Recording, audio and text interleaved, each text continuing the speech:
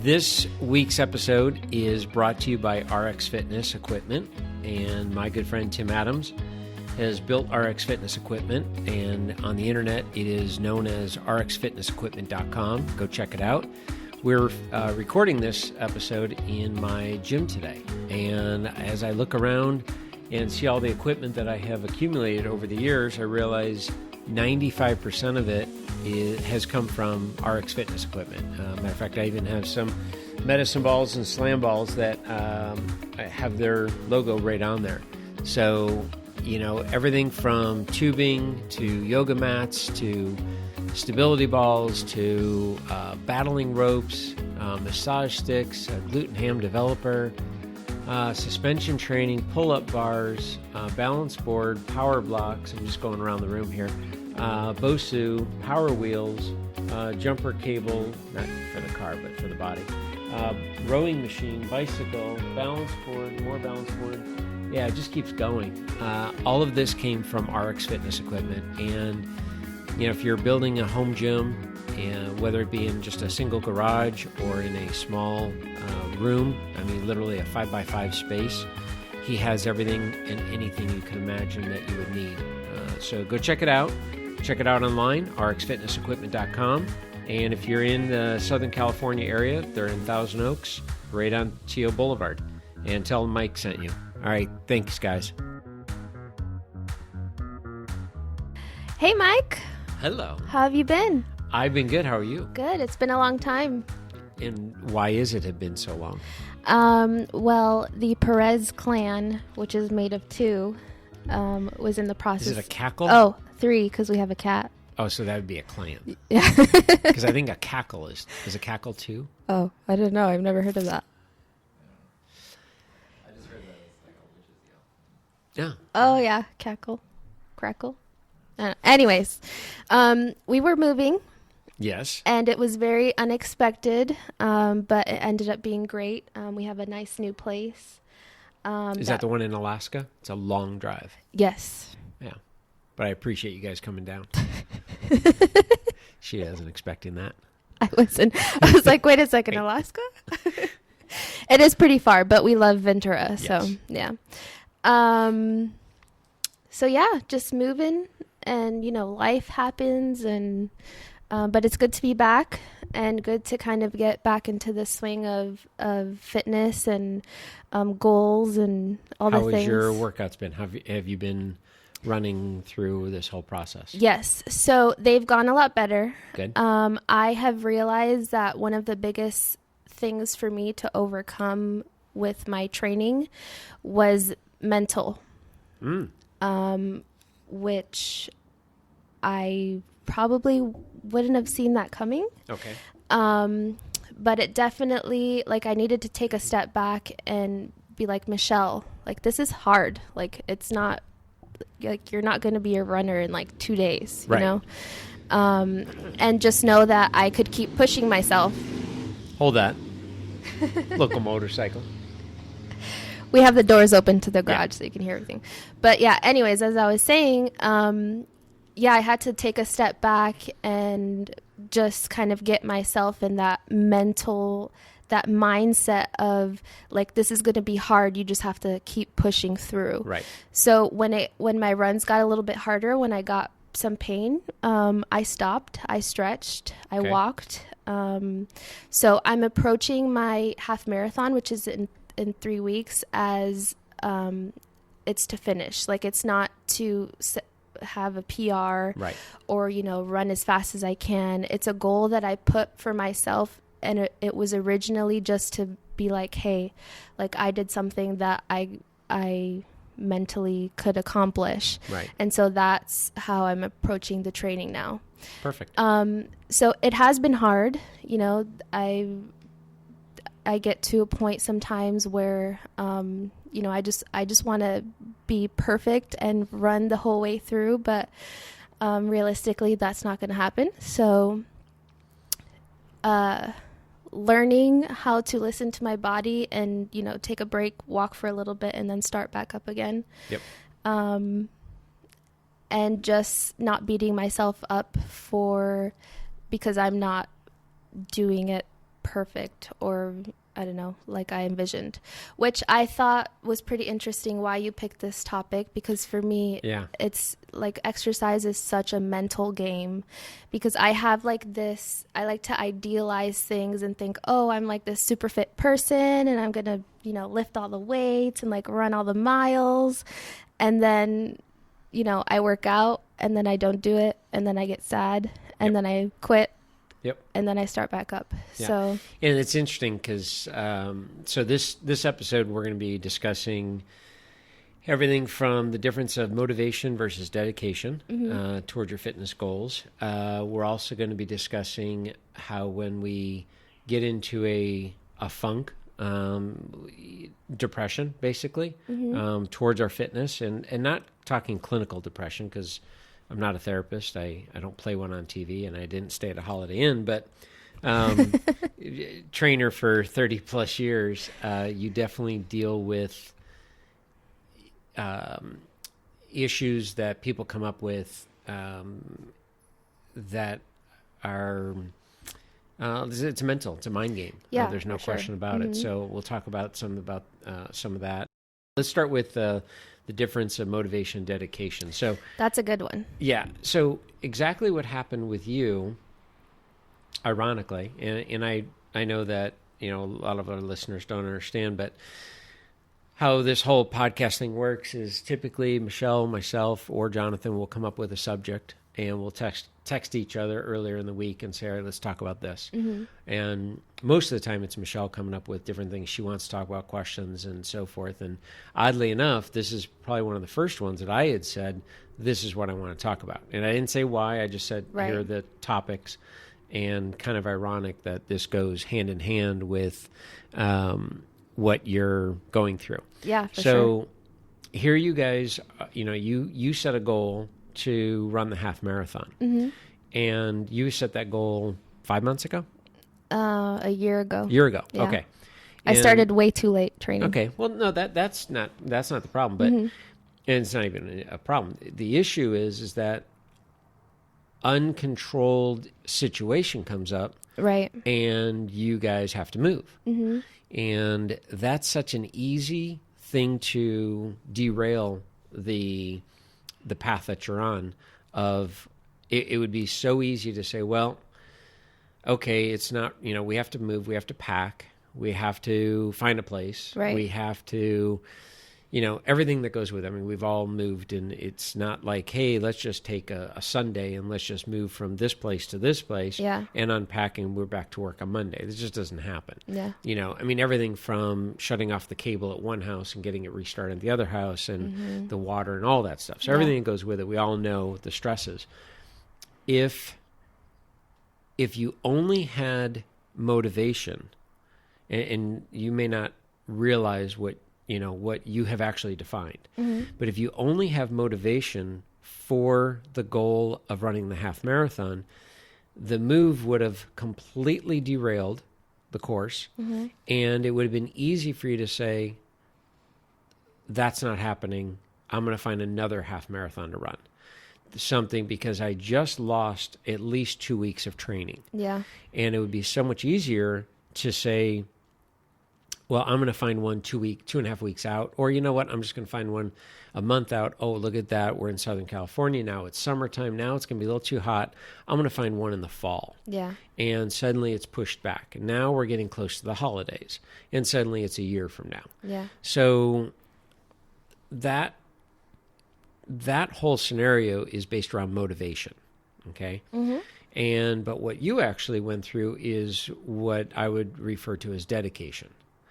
And the difference is that you didn't stop your training. Or if you did stop your training, you looked at it and said, okay, I'm going to finish this half marathon. But my initial goal of having a PR of a certain time, suddenly that changed. And that's okay, because you just changed the outcome slightly. You didn't quit it, but you just said, all right, I'm going to make a slight change. But I'm still dedicated to doing this half marathon. So instead of PRing it, I'm going to finish it. Okay. Now that's a huge step in the right direction in my eyes, because you're going to get there and you've won half the battle because you're showing up. Yeah. And the worst thing you have to do is walk. That's the worst thing you have to do. Is true. Walk the half marathon. Yeah. Anything over and above that, you've already crushed it. Mm-hmm. So if you decide that, you know what, I'm feeling good, I'm actually going to run half of this half marathon, and then I'm going to walk, and I'm going to run, I'm going to walk, and suddenly your time is much better than you expected, not from your original goal, but from your more recent goal. Right. So I was listening to a book written by David Goggins, and it's I'm going to be referring to this book a lot. I've referred a lot of people to this book. It really has changed my mindset. And I would have to say is I thought that I don't want to say I thought I knew it all, because I didn't, but I thought I understood the mindset so much better than I did. And reading this book, it was really crazy how the mind controls the body. It is, if you believe it, you will achieve it. I mean, there's so many different sayings that I've heard in the book and I've heard from other people, and this book backs it all up. But he defined the difference in motivation and dedication, and I thought this was great. If you are living anywhere where it's cold, okay, I'm just going to take Chicago. That's where I was born and raised. And you decide that you're going to get in shape, and it's springtime. And you're living in Chicago, you're living in the city, and it's spring, and you're out, and you're going to decide that you're going to go for a walk 5 days a week. And you're going to join the gym, and you're going to work out, and all that's great. But your walks are outside, and you're crushing it. You're going through it, and it gets hot, and it gets muggy, but you're still doing it. And then the weather changes at the end of the year, and now it's cold out.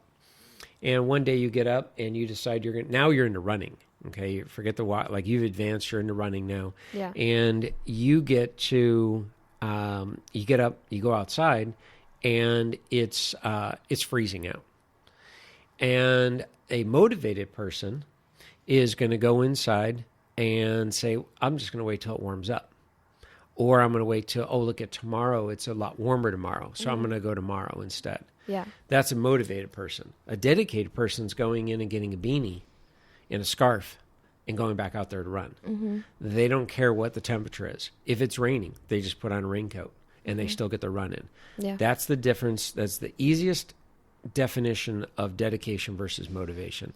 And I looked at that and I'm like, this is amazing. This is really simple way to look at it, because there's times that I've been a cyclist since I started road riding, mountain biking in 2001, and I started road riding in 2004. And I mean, I would tell you that I was dedicated all those years. And 7:30 in the morning on a Saturday, I am on the bike, and it could be in the middle of winter, granted, Southern California, but there are times that we had, and it was, it's in the 30s. I mean, it still gets pretty cold here. It was crazy cold. Again, not Chicago cold, but cold. And everyone else is laughing at us. Oh, yeah, I know. It's crazy. But I got to the point where it just didn't matter. I mean, I was so dedicated, and I'm going to, nothing is going to stop me from doing this. Well, then as I've gotten a little older, and, the excitement of the bike has kind of worn off as much, and all of a sudden it's a Saturday morning and it's a little chilly out there. I'm like, I'm not going out there. No way. And I'm like, God, that's really weird, because I would have to say that my dedication is going away. And I realized, nope, I was just motivated. And suddenly the motivation is gone. Yeah. And I started reading or listening to the book on the Audible, and while I was on a hike or while I was mountain biking, and I'm listening to it, and there was a segment in there, and he talks about how the mind controls everything, and you have to callous the mind, and you have to harden the mind up. And I was on a climb, and I'm like, this is the last thing I want to be doing right now.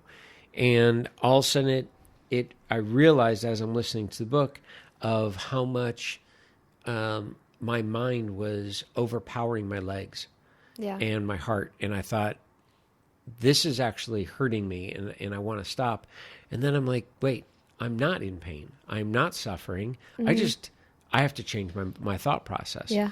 And that's where the dedication came in. And so that's when I looked at this going the whole thing. I'm like, okay, I realized somebody would have asked me, are you dedicated or motivated when I first started writing? And I would say, I was dedicated. Mm-hmm. And I can honestly say now is I was motivated. And after listening to this book, which I highly recommend everybody. What's it called? It's written by David Goggins. It's called You Can't Hurt Me. Okay. The picture on the cover is him. He's a Navy SEAL, and he's in his, I don't know the correct term. He's in his uniform. It's Navy uniform, all white. Mm-hmm. It's the amazing book. But anyways, and he wrote it, and then they also did an Audible, and this is the first time I've ever heard this done like this. And the way he formatted it is, this guy Adam was the ghostwriter, co-writer, ghostwriter. But Adam's reading it, and then at the end of a chapter, they did almost like a podcast, and they would talk about what that chapter was about, and then Goggins would be able to go in deeper into it. So, if you're into listening books, this was by far the greatest. It was really cool. So that sounds awesome. Highly recommend that. Yeah.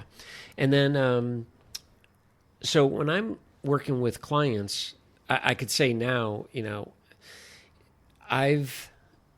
covered this a lot on the podcast. I've been doing this over 3 decades, but I still feel that I'm learning. That's what's so great about this is. This afternoon, I decided to do an hour stretch session and just sit and stretch on the floor. And while I was doing that, I was reading a whole book from another guy, Lane Norton wrote, Fat Loss Forever. And I'm just reading more stuff, and I'm reading it. I'm like, yeah, okay, I knew that. Yeah, I knew that. Oh wow, I didn't know that. Okay, yeah. That's really cool. So I'm still finding myself learning and being able to apply it. The thing with the mind and the motivation versus dedication, I now actually can ask my client this question: are you dedicated or are you motivated? And I want to see what the answer is going to be, because that will literally map out how I'm going to train them. And they may not be able to answer this, so I'm going to have to give them some examples and see. I have one client in particular, I thought about this, of my current clientele, which ones are motivated, which ones are dedicated. And I'm like, can I answer for all of my clients how I would answer? One came to mind right away, and I would say 100% this guy is dedicated. We've trained, it'll be 23 years in August of this year rather. And other than when he travels, he goes out of town occasionally for business or for vacation. But when he's in town, I would have to tell you he's missed 10 sessions. Wow. In 23 years. And that is directly related to the flu. But if he's got a cold, he's working out. If he has a low-grade fever, he's working out. Not hard, but he's doing something. Yeah. And I even would get there, and I'd get to his house and say, why didn't you just cancel? It's like, I can't. That's not how this works. That's not how his mind works. He is so dedicated towards his health and fitness, but in anything and everything he does, he's very dedicated. So he would be an easy answer. And so now I'm kind of going through the list of the rest of my clients and seeing the difference. So for you, without us having this conversation ahead of time, I would answer you are dedicated towards this goal. Which is really cool. Yeah. I'll tell you what, I didn't have that dedication all by myself. I have a wonderful husband who, I'm not just saying that because he's sitting here next to me, but and he could shut this thing down any minute. Yeah.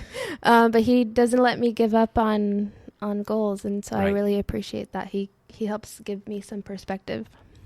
Thanks, Jonathan. So thanks.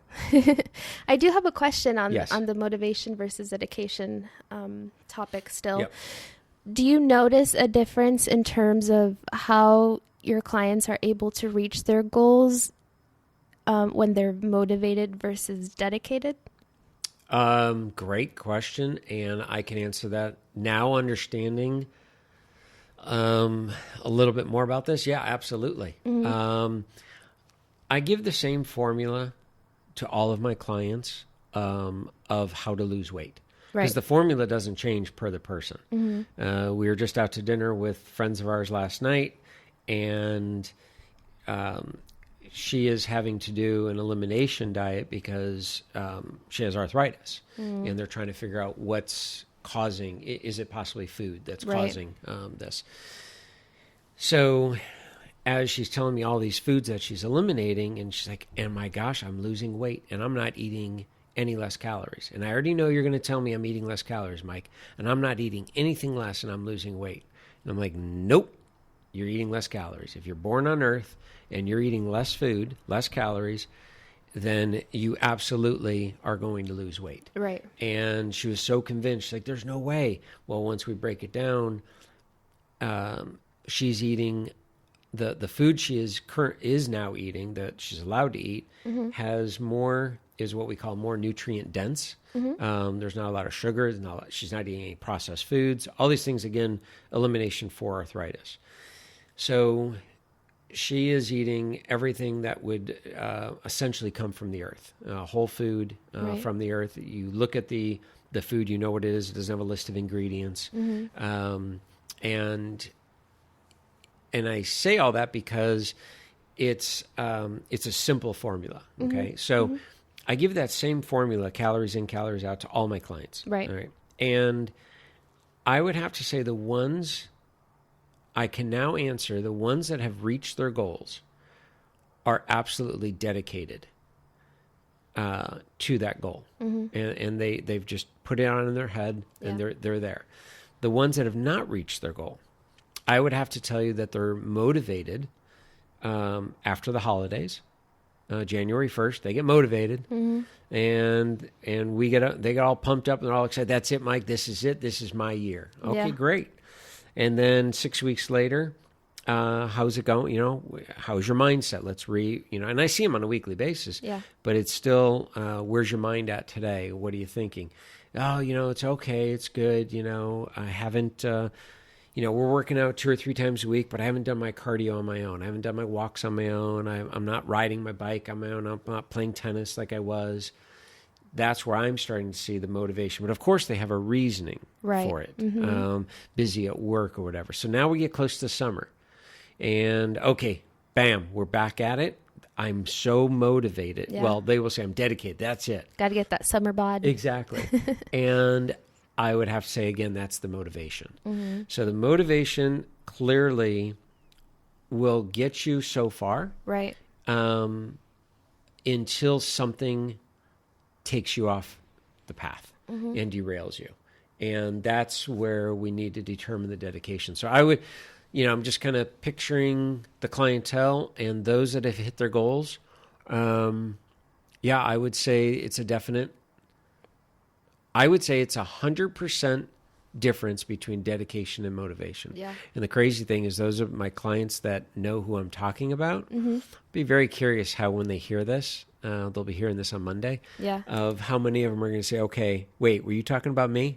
Say, I don't know. You tell me. Are you motivated or dedicated? You tell me which category you fall into, and I'll report back on the next week and see what happens. Because, I mean, literally, as I'm saying it, to me, it's exciting because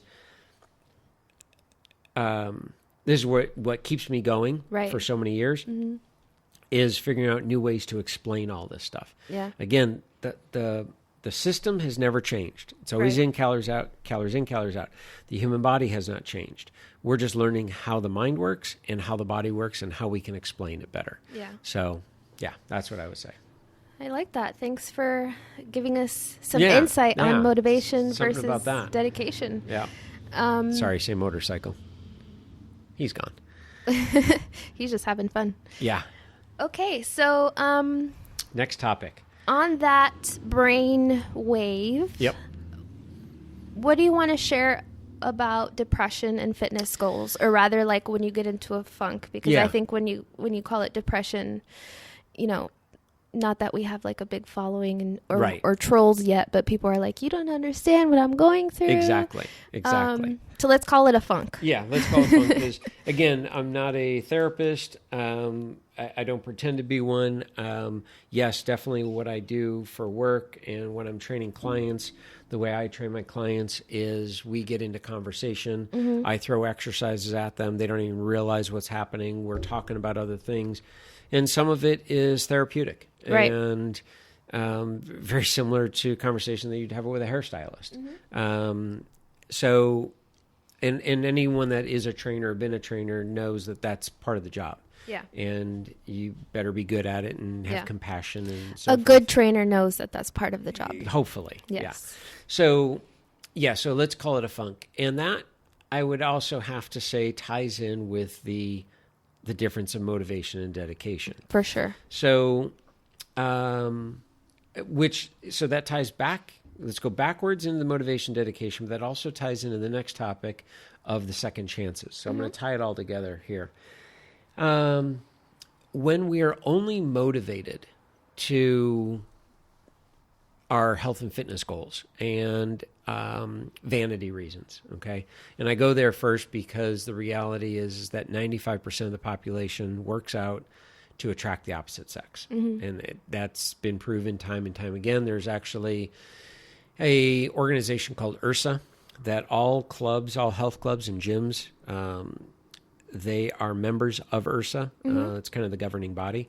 And IHRSA occasionally will put out different studies and over the years. And years ago, they actually put out a study to clubs, and they interviewed 6,000 clubs. And within the club, they interviewed the members. And why do you work out? 2% was for health reasons. 98% was to attract the opposite sex. Any way you want to work it. You know, I want to look better. I want to feel better. Not feel better. I want to look better. I want to change the shape of my body. I want to fit into better clothing. It's vanity. All right. So that's where we're going to start with. So if somebody is motivated, good timing on that. If somebody is motivated to, for their workout, that motivation is only going to last so long, either until they get to their goal and then suddenly they back off of it. If they are a scale watcher, that motivation will last them until they hit their scale weight goal. But if they go on a vacation and suddenly they put on 2 or 3 pounds, the motivation, that may throw them back off their motivation goal path. So what happens then is if they're only motivated versus dedicated, if they're only motivated towards the goal, then there is a greater chance of getting into a funk or allowing that funk mindset to derail them. Okay. Let's say they get sick. Okay. They come down with a cold and they're not physically able to work out. And now it's been 2 weeks and now the doctor's like, yeah, go ahead and start working out again.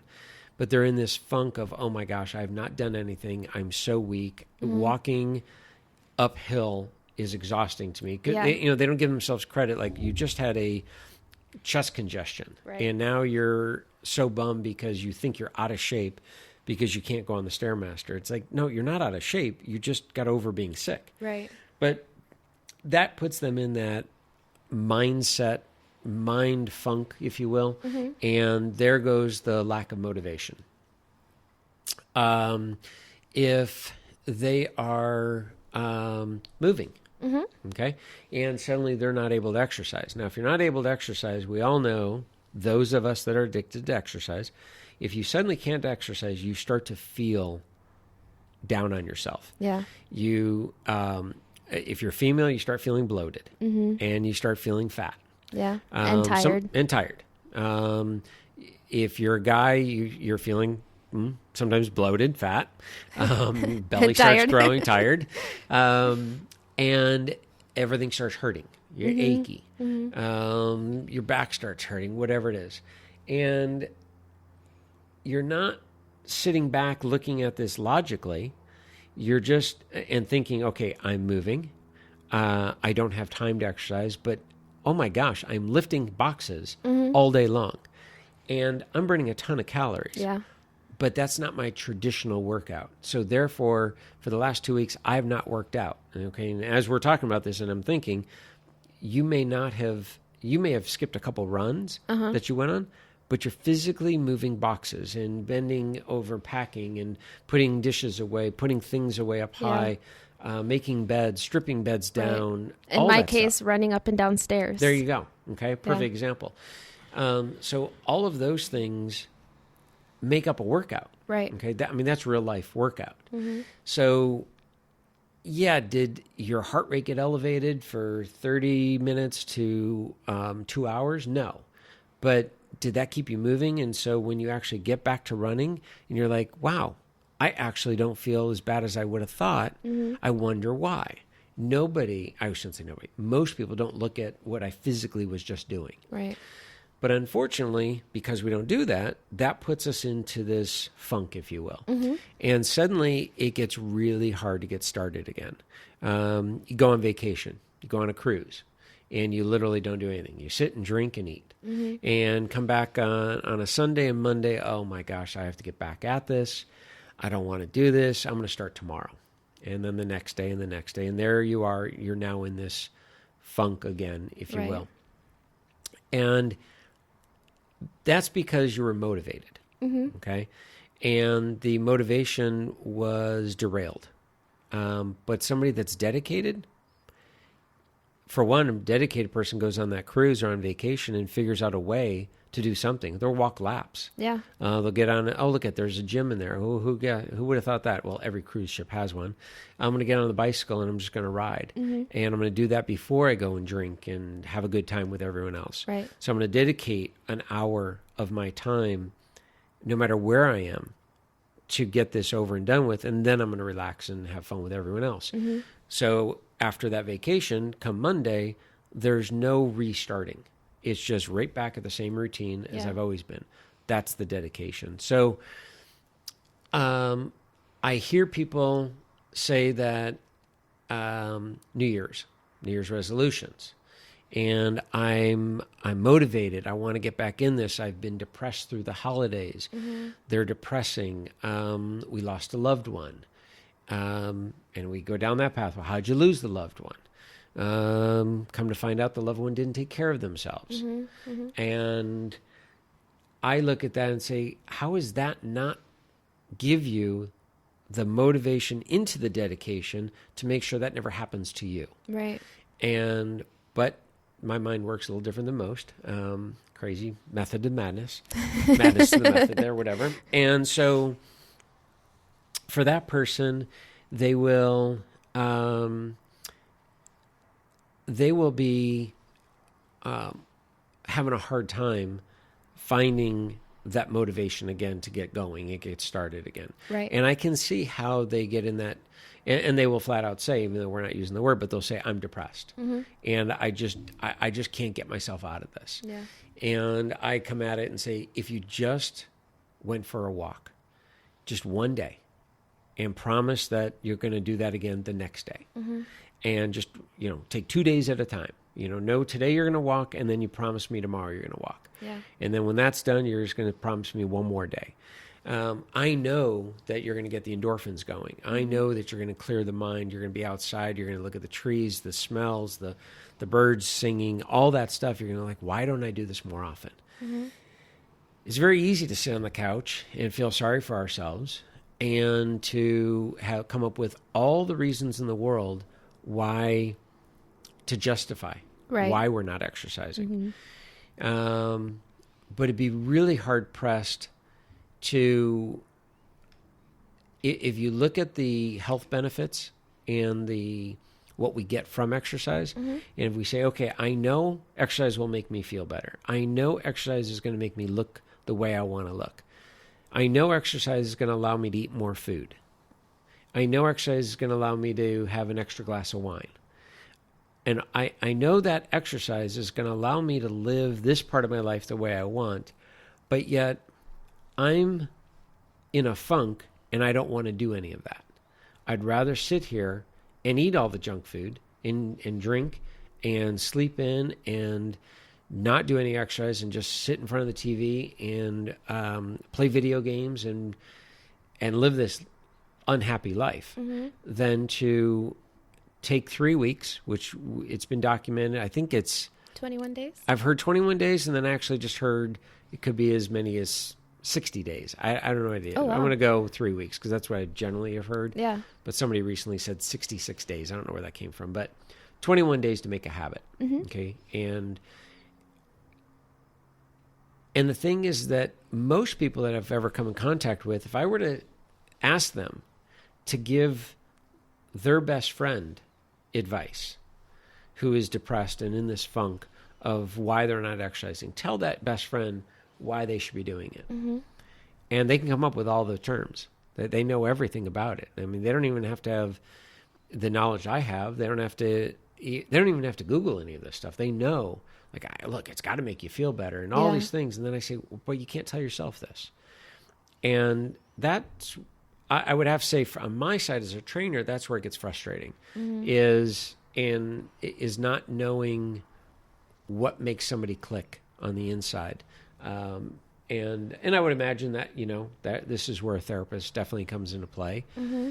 And I'm a big fan of therapy for this exact reason, is to figuring out what is getting somebody to tick, and getting them going from lack of motivation to dedication. Right. Okay. Right. A lot of, even like in my personal experience with fitness, and even in a lot of my friends' experiences with personal fitness, I find that one of the reasons why we tend to be motivated rather than dedicated is because of our expectations. So maybe we go into it thinking, like, expecting more of ourselves than looking where you're actually at in your life, in your fitness, in your mental health, in your diet, and saying, this is where I really am. Realistically, this is where I can be in 5 days, in a week, in 3 weeks, as opposed to saying, this is where I am now. I'm going to get there next week, Okay. Right.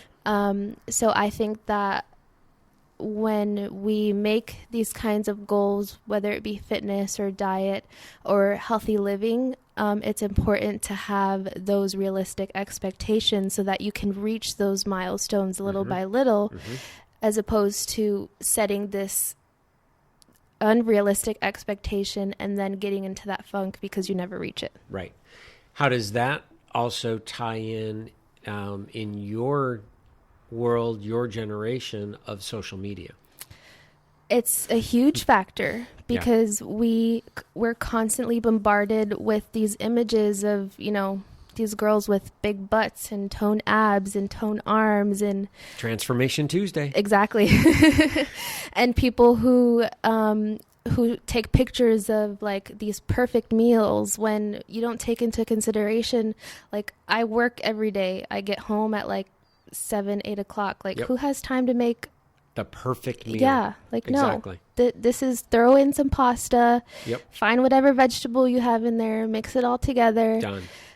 So yeah, I think that social media definitely plays a huge role in how high our expectations are. And so that's why I think it's important for everyone to know that, be realistic with the expectations you set for yourself, because that's how you will be able to reach the goals that you have in mind. Right. And with that, I would say, for those that are following us on Facebook, Instagram, and are on any social media platform, is really choose wisely who you're following.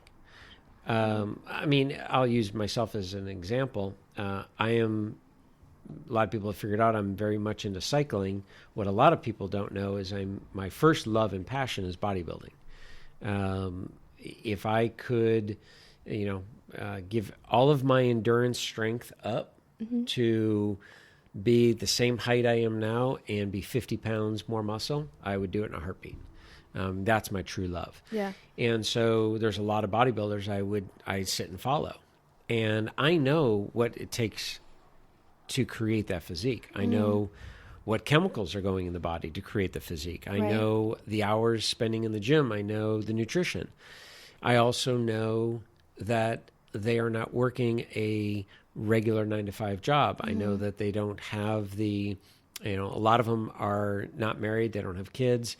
They they're a professional athlete. I mean, this is all they get paid to do. And they dedicate themselves. Yeah. And so I sit here in between my clients, in between the stress of raising a family and the stress of keeping a house going and cleaning up after myself and just everything day-to-day stuff. Right. And I know that this is what I'm up against, but yet I still look at that and go, but that's what I want. And if I just train a little harder, I bet you I can have that. And it's like, no, Mike, the reality is you have to stop everything you're currently doing and completely dedicate yourself to that sport. And that's just not realistic. So I actually had to stop. I had to start doing is unfollowing these, a lot of these bodybuilders, because it literally was throwing me off. And instead of admiring it from a sport and going, God, that's great, good for them, it was that FOMO. I don't know if the FOMO is the right word, fear of missing out, but it was, I want that. Right. And yet I physically cannot do what they're doing. Yeah. Because of time. So, yeah, your point exactly, I would say, is we all need to lesson about social media and how that affects our goals, our motivation, and our dedication. Yeah. So be realistic about your expectations, and maybe your funks will be less. With that, I think we pretty much covered. We're going to lead this into our next episode and kind of mention we're going to be talking about two books that came across that I was introduced to this year. And one is called In Defense of Food, and the other is Blue Zones. And so Michelle and I are going to go in depth and talk about those and why it's so important to me and my teachings for my clients. So until next time, guys, thank you.